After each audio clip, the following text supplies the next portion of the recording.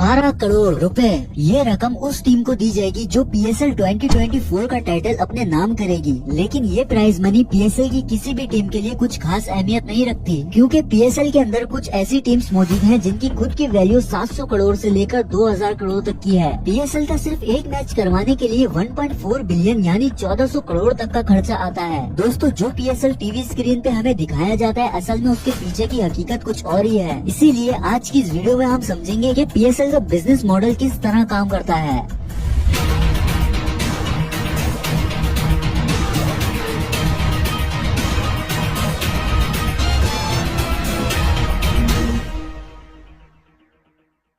PSL Pakistan super league, इसकी शुरुआत आज से तकरीबन 8 साल पहले 2016 में हुई। ये पाकिस्तान की ऑफिशियल क्रिकेट लीग है जो इंडियन प्रीमियर लीग यानी कि IPL से इंस्पायर्ड है। PSL के अंदर पाकिस्तान के मुख्तलिफ शहरों के नाम से तकरीबन 6 टीमें खिलाई जाती हैं, जिसमें Karachi Kings, Quetta Gladiators, Islamabad United, Multan Sultan, Peshawar Zalmi, Lahore Qalandar जैसी पॉपुलर टीम्स शामिल हैं। जिस तरह IPL को BCCI कंट्रोल करता है, उसी तरह PSL को PCB यानी कि पाकिस्तान क्रिकेट बोर्ड कंट्रोल करता है। अगर PSL के रेवेन्यू मॉडल की बात करें तो ये 4 पॉइंट्स में डिवाइड है। नंबर 1 ब्रॉडकास्टिंग, यानी कि वो टीवी चैनल्स जो PSL के मैचेस को दिखाते हैं। नंबर 2 PSL टीम्स, जो कि प्राइवेट कंपनीज के थ्रू ओन की जाती है। इसके बाद आते हैं स्पॉन्सर्स, जो कि PSL और PSL टीम्स को स्पॉन्सर करते हैं। और एंड में आता है पाकिस्तान क्रिकेट बोर्ड, जो कि PSL को गवर्न करता है। दोस्तों, PCB 3 तरह से पैसे कमाती है, जिसमें सबसे पहले आती है स्पॉन्सरशिप्स। ये स्पॉन्सरशिप भी 2 तरह की होती है, जिसमें पहले नंबर पर है टाइटल स्पॉन्सरशिप। ये वो स्पॉन्सर होता है जो अपना नाम लीग के साथ ऐड करवाता है, जैसे आपने सुना होगा HBL PSL। अब यहाँ पे ये जो HBL है, ये पाकिस्तान सुपर लीग का सबसे बड़ा स्पॉन्सर है। 2022 में HBL ने PCB को $22.2 मिलियन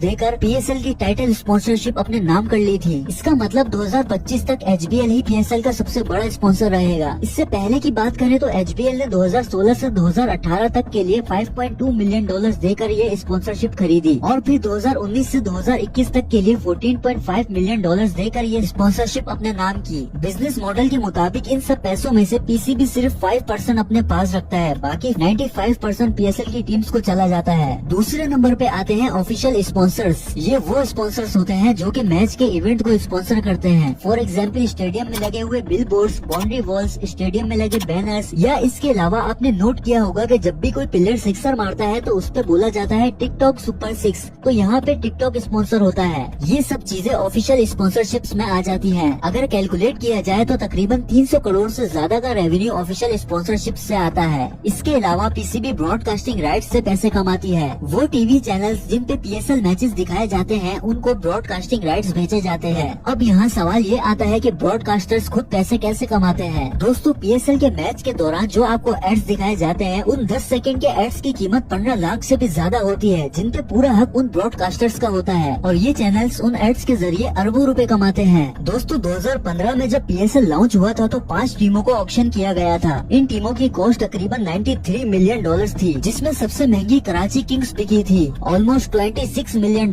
लेकिन 2 साल बाद 2017 में एक और टीम को इंट्रोड्यूस करवाया गया, और वो टीम थी मुल्तान सुल्तान, जो कि $45 मिलियन में बिकी थी। ये सारा का सारा पैसा PCB के पास जाता है। इसका जरा सा भी प्रॉफिट किसी के भी साथ शेयर नहीं किया जाता। अब सवाल ये आता है कि PSL के प्लेयर्स के खर्चे कौन उठाता है। दोस्तों, PSL की हर टीम का कोई न कोई फ्रेंचाइजी ओनर जरूर होता है, और वो ओनर ही अपनी टीम के प्लेयर्स का खाने का, पीने का, उनकी सैलरी, उनकी रिहाइश, ट्रांसपोर्टेशन, ये सब एक्सपेंसेस ओनर ही पूरे करता है। लेकिन ये खुद भी कुछ कमाता है या नहीं? अगर हाँ तो कैसे? दोस्तों, आपने प्लेयर्स के यूनिफॉर्म पे बड़े बड़े ब्रांड्स के लोगोस देखे होंगे। इन लोगोस को टीम स्पॉन्सर कहा जाता है। ये ब्रांड्स अपना लोगो ऐड करवाने के करोड़ों रुपए पे करती है, जो सीधा ओनर की जेब में जाते हैं। इसके अलावा जितनी भी टिकट्स बेची जाती हैं, उनका भी 95% प्रॉफिट टीम्स को दिया जाता है। और प्राइस पूल की बात करें तो प्राइस पूल का 50% हिस्सा ओनर के पास जाता है, और बाकी 50% टीम के प्लेयर्स में इक्वली डिस्ट्रीब्यूट कर दिया जाता है। अब बात करते हैं ये प्लेयर्स खुद कैसे पैसे कमाते हैं। दोस्तों, PSL के अंदर तमाम प्लेयर्स ड्राफ्ट में मौजूद होते हैं, और ड्राफ्ट के अंदर 5 किस्म की मुख्तलिफ कैटेगरीज होती है: प्लाटिनम,